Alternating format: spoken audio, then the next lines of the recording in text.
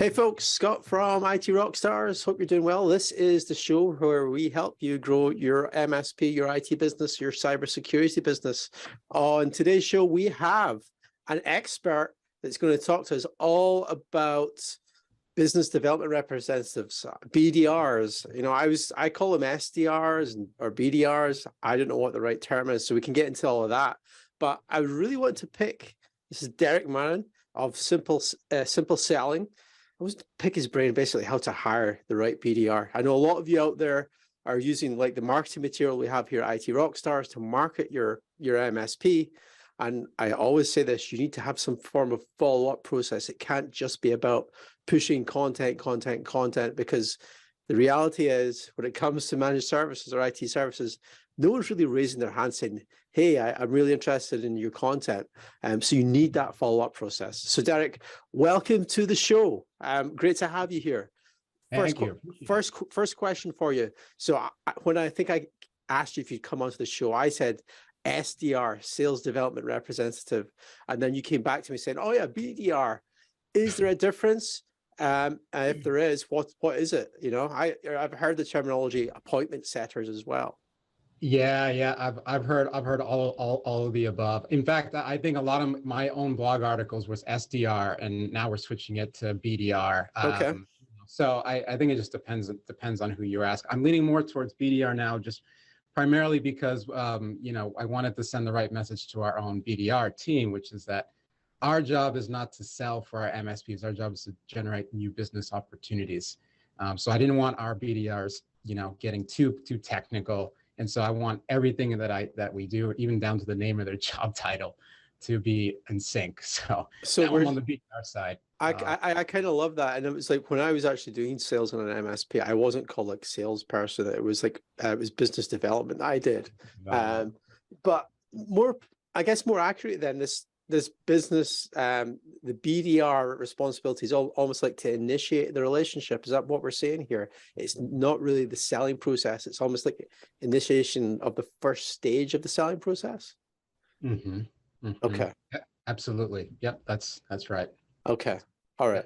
Good to know. I've got some notes here on the type of questions we ask. So I think the first one, the reason you're on the show, to tell you the honest truth here, we've actually internally been looking for a BDR for a little while now. When we're thinking about it, we've actually we're in the UK here, IT Rockstars, and we thought about hiring down somewhere like South Africa. There's a company down there. They're on the same time zone as the UK, and we can leverage like the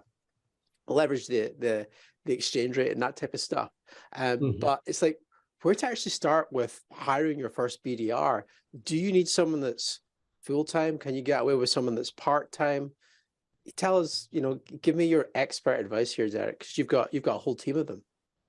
Yeah. I mean, I appreciate. I don't know if I'd call myself an expert quite yet, but yeah, I got a little bit of experience. We have a team. We're almost at the 10 person mark for working with MSPs, and we're for the moment just happy working in the United States for now. And your question around you know, ratio or how much time, you know, for an MSP that's starting off, you know, we see it as you really kind of need one fully dedicated person full time to get the output of like FTA or first time appointments. We got that terminology, appointments, to get sort of the right volume that our MSPs tend to need and want. But I mean, there's no reason you couldn't sort of break that down to a halftime. Actually, I'll tell you like a quick story. Like we're working with one of our MSPs that we've been working with for, I think, over 2.5 years at this point. They're in a rural part of the United States, small, like, you know, not in New York, you know, metropolitan, you know, smaller area. And so our BDRs have worked through almost all the companies and organizations that we could possibly find. So now the volume of activity has actually started to go down because it's more of a follow-up relationship building stage now. The activity has just gone down just because that's just the you know, where we are. Okay, so this is like a sort of more rural location we're talking about here, where there's just not as many businesses. Is that?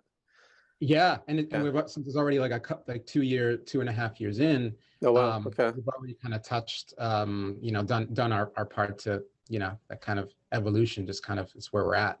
Okay. Not looking for startups for these MSPs, so it's small. So there's only so many. I mean, now we're going a little bit more medium size, like slightly larger organizations, but still, we've kind of tapped out. So now it's the activity's gone down. Okay. Yeah. That's good to know. So out of, if it is going to be a full-time role, how Mm. many, like, I've always worked with like having a focused list of people to market to. So you kind of got the MSP in question has got a really good crystal clear idea exactly who they want to try to be attracting to their business. And we always say, well, use our content, IT Rockstars, to attract in these business or get them to your sphere of influence. So I always start with a number between 150 to 200 in like a prospects list. Is that anywhere the numbers that realistically a BDR could handle, or are you looking at something that's a much larger number? What's a good number there for Yeah. prospects?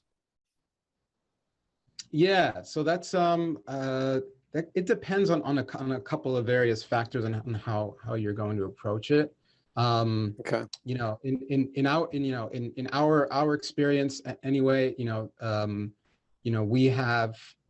we have to use some tools and different technology or a tech stack, right? Different tools to help us achieve this, certain number of appointments. And it's part of it is dialing, of course, certain number of companies or prospects that need to be in the pipeline, of course. Mm-hmm. Also, we have to be,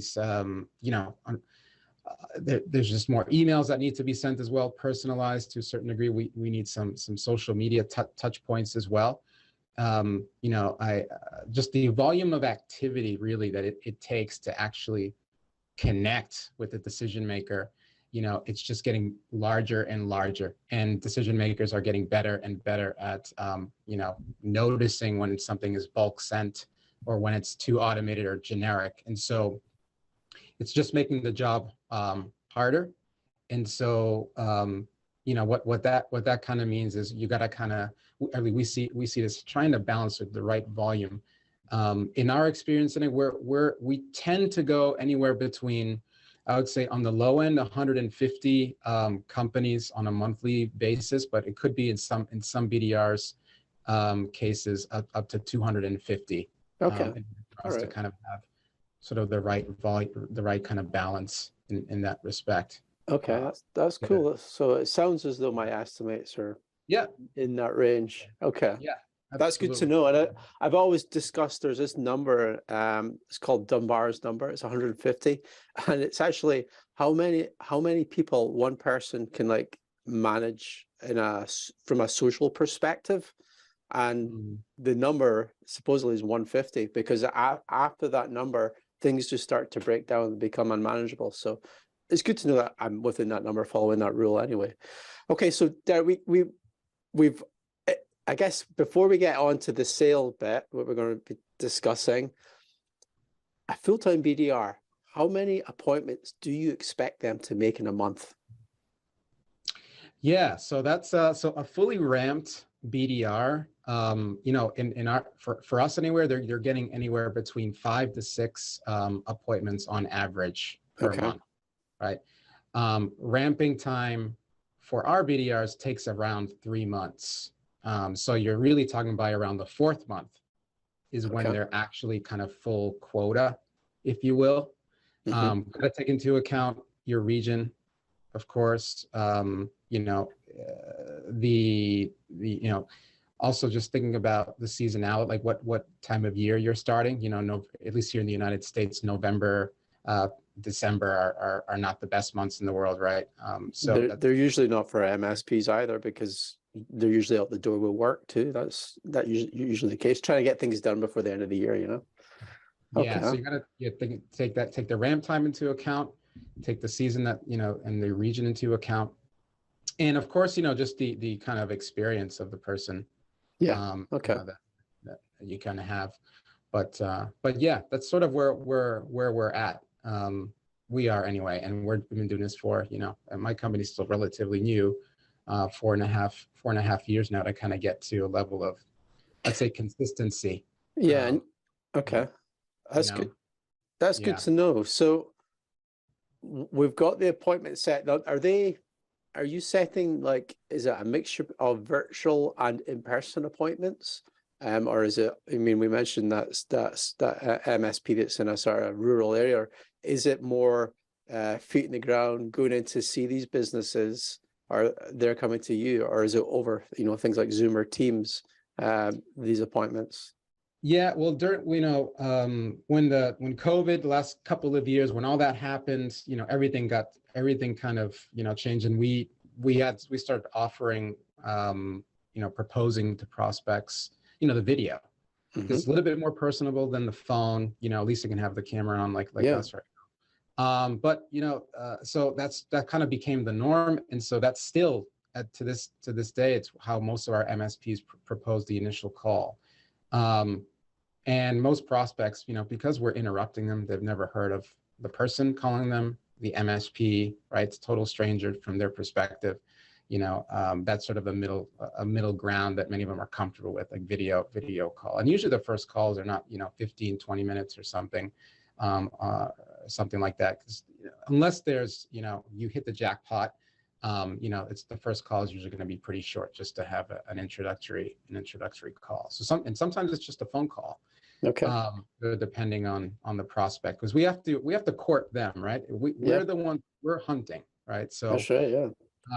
it's very different scenario situation than what many MSPs are maybe accustomed to with referrals, which is a totally different situation. Yeah. And that's how most MSPs grow their business, isn't it? Until they get to a certain size, and then it's like, well, we can't really rely on referrals anymore. We need something else. Right. Exactly. Okay. Yeah. So we've got the appointments.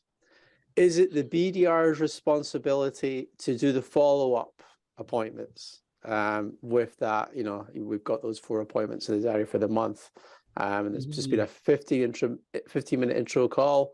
That's now in the CRM potentially. Or is it the salesperson, the owner of the business? Is it their responsibility to manage that going forward? Yeah, it's usually the way you describe it there, the latter. Like, it's the salesperson's responsibility to run the appointment and to take the sales process forward. Okay. Yeah, So I can't. Yep. Go ahead. So that was me getting into this question that you had was being ready to sell, setting some expectations there. And you'd mentioned before I hit record your experience, and you've got maybe a little story, a little bit of a story here about being ready to sell. And once you've got the appointment in the diary. Yeah. I mean, this was a really some hard lessons for me, because like when I was starting simple selling, I was just looking for my first couple of customers. Well, I got introduced to an MSP, and that's how it actually started. But then after that, trying to get my next couple of MSPs. And I was happy to work with, anyone who was an MSP and was willing to pay us to do this work. And we worked with an MSP where, I basically took the owner and the technicians. There was an engineer, their word for it that they were ready to close. And I didn't really prod too much. I just kind of took their word for it, and it didn't work out. What would happen was we would set appointments, and our cold call could range from anywhere from like 3 minutes would be really short, but usually somewhere in the 5-minute range. Would book the meeting, and what I started to see was the MSP would they would do the call with the prospect. Like, I wasn't actually listening to the call; it wasn't recorded. Yeah. But I would see the email go out right after saying, "Yeah, we'll send over a price. We'll send over," and it would include it sometimes in an email. And there's no value necessarily in clear to the prospect, right, over a 15 or 20-minute call being transmitted to the prospect. Like, there really needs to be a sales process. There was no documented questions for the discovery. Very little research done by the MSP beforehand. I know that he would go into meetings sometimes just with like it'd send me a message on Slack like, oh, where do I need to go? So he was jumping in with very little preparation and just basically sending the prospect what the prospect wanted, like, give me your price, right? Okay. And it's selling, pitching. So I think there's just, unfortunately, there has to be more preparation and thought that goes into the MSP before hiring a BDR, whether that's internally or an outsourced vendor like us, for the sales process. I think this brings up a really good question in my head. So just based on that, that research before you go into this meeting, is the BDR the one that sort of qualifies the appointment? So, okay, they already have a managed service provider, they're a certain size company, they're in this particular industry that we want to work with. Is that the BDR's role to do that qualification piece, or is that done sort of within the appointment? It depends on who you ask. Our view is that our job, the best person to diagnose a prospect's problems is really the MSP, right? Okay. Our job is just to connect with the right people within the right organizations that fit your ideal client profile, which we get from each MSP on paper beforehand, right? And then the rest is up to the end. So we do have, of course, some questions that sometimes we want to, how many IT, computer users there, like location, like some very like basic stuff. But for the most part, the discovery and all of that happens with the MSP, with the account executive, or or if it's the founder that's doing it, then that's the person mainly driven. And because you have 15, 20, depends how many years in business, working with so many customers across different verticals, whereas our BDRs are green. The type of people who tend to fit the BDR position tend to be younger, and that just means greener, and they just don't have the experience to start do that qualification piece. Okay. That type of qualification piece, right? Okay, excellent. And you mentioned here setting the right expectations for the BDR. So what would they be? Yeah, so I think one of the things that surprises some MSPs that I've connected with and spoken to is the ramp period. So like ours is around 3 months to get from the moment we make an offer to a BDR to come work with us until they're getting some consistency in following our process. And actually, I have some data outside of my company, like the Bridge Group. They're a firm that's dedicated to SDR, AE, and account executive and account management consulting. They did a survey of like 400 B2B companies in North America and found that the average ramp time was like 3.1 months. And I looked at a chart, and actually it's been that way since like 2010. And when we think, it's kind of, it's really important to consider that these are organizations that have a sales department that has some level of maturity within, so they have documented. Okay, so we're actually saying if you hire a BDR, you'll expect that you won't actually get any appointments till at least like the first week of the third month. You won't get an appointment. I would say that's probably on the average. Right way. On average, like, yeah, if you get some appointments, I mean, some of our BDRs get appointments in the first month, but they may not understand exactly what was the reason. It may have been a little bit of luck, right? Because part of it is the prospect. Okay. But there's a certain level of consistency that needs to happen, so it can kind of go up and down. It can go up and down, but you can expect that month 3.1, that's that average almost of this is how many appointments are coming in. Yeah, but what I was saying on my last point is that's 3.1 months on average for an organization that has established processes and people that right with the tech stack and all those things. So if you're listening to this podcast and you're getting you're doing your first BDR, your remote, if it takes a construction company 2 weeks to do a bathroom and you've never done one before, redo a bathroom, and you're doing it for the first time, it might take you.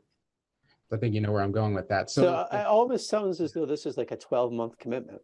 That's what it sounds like. If you're going to go down this road, you're going to need to at least commit to 12 months to get some results.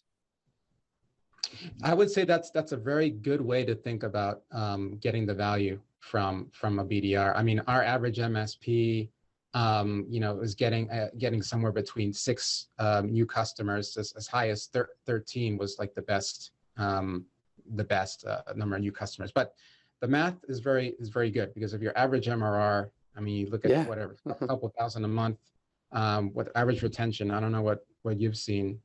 You only need 1 or 2 to pay for the whole thing, really. Yeah. That's right. You need 1 or 2 to pay for the whole thing, but you're right that you don't just get results like tomorrow. It takes takes some time. Okay. Yeah. Okay. Well, let's get on to the more interesting topic for the audience, which is the tech stack. What should we be using? Because this is what you guys all love, isn't it? We want to know the CRM, we want to know the call tracking, we want to know how it's all set up.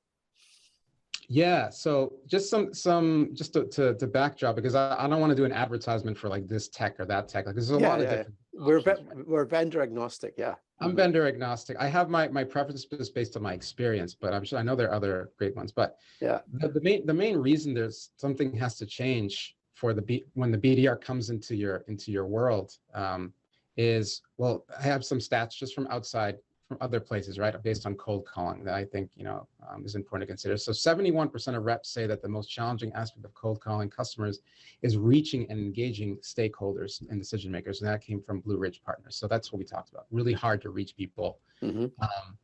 According to Zoom Info, the biggest challenge sales professionals face is receiving outdated information from the list that they purchase. So that's another challenge, is actually getting accurate contact information. Outreach, which is another SaaS sales vendor, they say it takes an average of 8 calls to reach someone.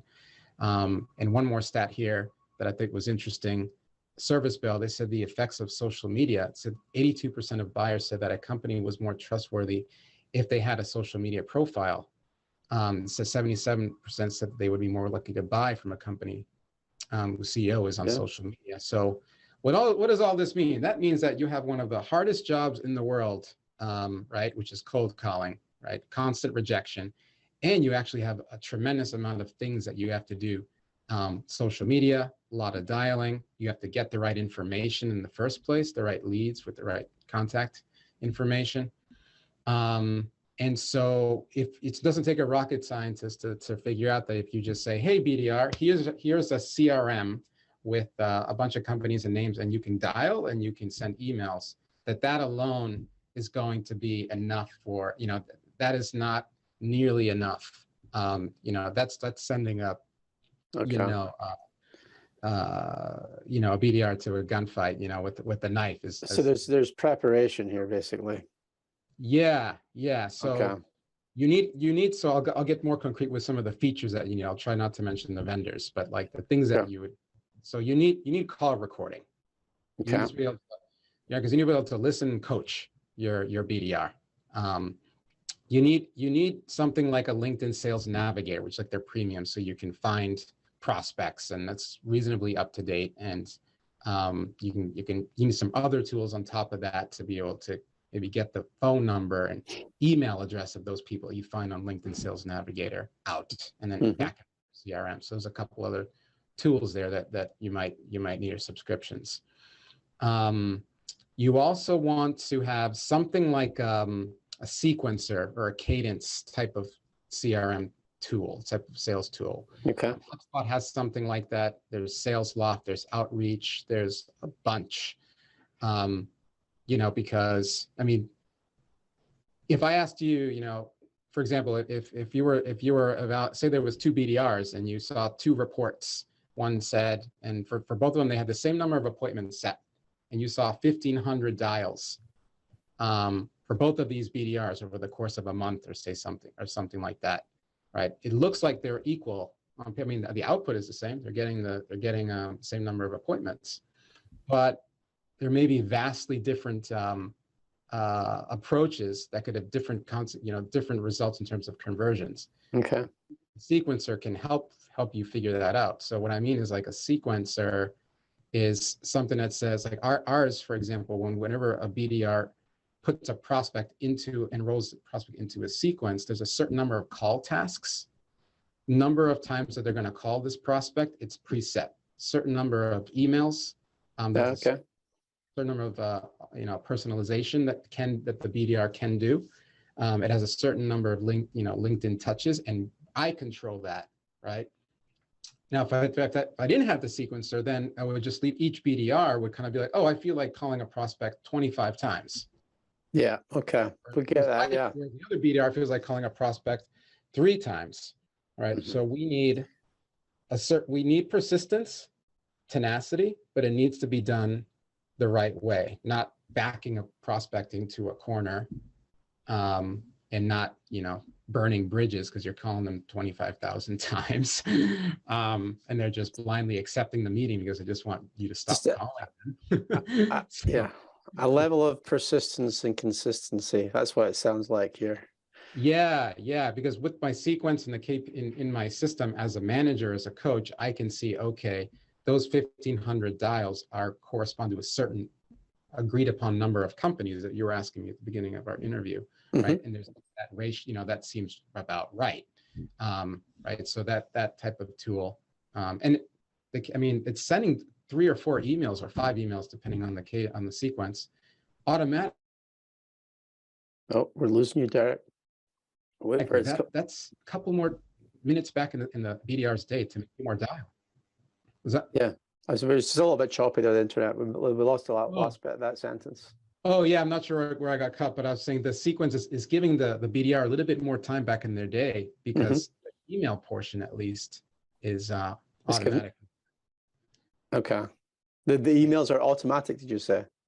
Yeah, because if you think of if you're gonna enroll someone into sequence A, like say manufacturer sequence, and you have 7 or 8 call tasks, reminders, and then you have like 4 or 5 emails specifically, right? When you enroll that prospect, email call 1 task gets created, then email 1 gets sent, and then a few business days later, email 2. But that email, like all those other emails that are scheduled, they're sent. They're just, you enroll that. So the emails are actually templated, yeah? Yeah, they're templated, but and you can still, when you're actually putting a prospect into the sequence, you have an opportunity there to customize each email. Okay, all right. So you can see all the emails and you can make some little tweaks. I see. Okay. Yeah, I've seen that in the systems. We use another system, or it's one that we recommend here. I'm not going to mention it because it might change at some point. But I've seen that within the system that we recommend as well. So that's very powerful. So is there any other statistics? I know you mentioned there about one BDR doing 50 calls and one doing 100 and get the same amount of appointments. Are there any other statistics that we need to keep on top of, so that we're that we should be looking at? Yeah, that's a great question. The other ones that we look at is we call it the connect rate, and this is not unique to MSP. This is just any BDR for doing cold calling. But what percentage of your dials are you actually speaking with the decision maker, with your intended, your target? Because you have a lot of things that happen. You have IVRs, receptionists or the gatekeepers, if you will, and that's something you certainly want to keep a close eye on. What are the other things? Well, yeah, you want to be tracking as well. Yeah, so for us, we're looking at on average for us is around between 7-8% of our dials are actually connecting. Connecting. Okay, that's what I was going to ask. What's a good number? That sounds like one. Yeah, I'm not sure if that's good. We're always trying to improve it, but to a certain degree, it's not as controllable. Yeah. But there are things that could be done, like some you don't want a BDR that's necessarily reveal or saying a whole lot to the receptionist up front because they're trained to just cut a salesperson up. Yeah. But there's other styles. Some of our BDRs are so personable, and so so there's definitely a nuance to that. Okay. Do you leave voicemails or not? We certainly do. And try to point people towards our emails, because we have a lot of information in. Because you're emailing them as well. Okay, so Yeah. So you touched on that some of your BDRs being very personal, and like to talk on the phone, I assume. We're going to like sort of personality types. And this is probably more going back to like the hiring of a BDR if you're doing it yourself. Yeah. What have you found that works, like from a personality type? Yeah. Yeah. So we've found that I personally, and just looking at my team, and I've started to finally get some scientific behind it, sending my own, like my best performers, some of these behavioral assessments and things like that. Something I just wasn't at a point to do that before. But what I'm seeing is really our best performers are people who have that tenacity and grit experience already in their life before joining us, because the nature of this job is that it's brutal. There's rejection in it. The constant rejection. It takes months for them to start getting some traction. 90% rejection if you're good. Yeah. Okay. Yeah. Yeah. So there needs to be examples of that in their professional life, or even their personal. I mean, athletes are fantastic, marathon runners, right? People who stick with something, they don't, disciplined, and that they have goal oriented. So that's a huge factor, much bigger, more weighted than before. Not just if they did sales, like you might have done sales before, or might have done outbound before, but so that's a big factor. The other one is the curiosity. Because you want to be able to go into a cold call and try to seek to understand the prospect's perspective, not trying to necessarily be like persuading them all the time. Yeah. So someone who's curious to understand and can be asking good follow-up questions after the objection or before the objection, ideally, but and kind of be curious to understand. They tend to be have better calls, convert better. So people who ask us a lot of questions in the interview about everything that we do, that's a really good sign. And also, I mean, curiosity, because you have to understand when you're dialing a manufacturer, you're dialing a financial services company, or all the other verticals that you guys do business with, that there are different challenges that they're having. And so we need someone who is going to be willing to read through a lot of our own training material or things on their own to be successful, not someone who's just going to be sitting around and just reading a script. Yeah. Here's one for you. So your team, would you say that it's primarily female? Or no, it's mainly it's the opposite. Is it? Okay. Yeah, but I would. Yeah. Very surprised by that. I would love if we were more balanced, but just so happens. Okay. Yeah. I had this expectation in my head because certainly, like my wife, she loves to talk. So, and she's very personable as well. Like that's why we get on. And I'm like the opposite. I'm like a techie, and I'm like I'd rather not speak to anyone. So that's why I had that assumption more than anything else. Yeah, but we're not a huge company yet, so hopefully, listen, Excellent, Derek. This is like a really good starting point then. So we've covered a lot of ground here. Is there any questions that I maybe not asked you that you think are worth sharing with the audience? Boy, I know. I think we covered a lot of good stuff. I hope it was helpful. Definitely, yeah. I think we're good. Yeah, I mean, I think the only other thing I would say is, when it comes to whether hiring internally or outsourcing, I think the value of a vendor like us or another outsourced vendor is that so focused on this one thing. We have a team-based approach even to just the BDR job, right? Yeah. So it might be worth considering, if you're doing this for the first time, to look at a vendor maybe for just this part, because you got to figure out how to close better. As a founder, you're already wearing so many other hats. Just a thought to really look at the outsourcing part and consider that as a viable option. Because it's not just about hiring the right person and all the things that we talked about, the right tech stack. All these things are critical. the job is so hard that having an environment where that person doesn't feel alone all the time, you know, even though our team is remote, we have a lot going on throughout the day to keep our team motivated, to keep them, you know, different contests and things like, and it's hard to replicate that, I think, by yourself, bringing in a BDR.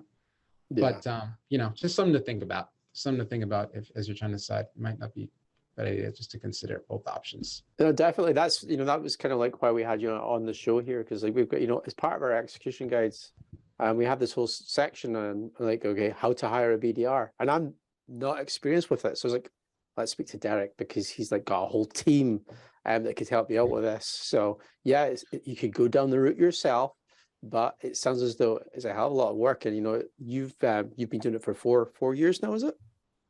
Yeah, just over that now. Yeah. Wow, it's surprising, Derek, because I do not see on my screen any gray hairs there yet. So you're obviously doing something right. It is a stressful job. Not gonna lie, but yeah, I'm enjoying it. I'm enjoying it. So excellent. Okay. Well, really great to have you in the show. How can people get in touch with you? Oh, well, our website is just simpleselling.co.co. Yeah, there's a go there, and maybe there'll be a link on your website there. Yeah, but we'll yeah, you can find me on LinkedIn, Derek Marin, as well. Yeah, simpleselling.co, not .com. Excellent. Well, thanks for your time, Derek. Great to have you on the show.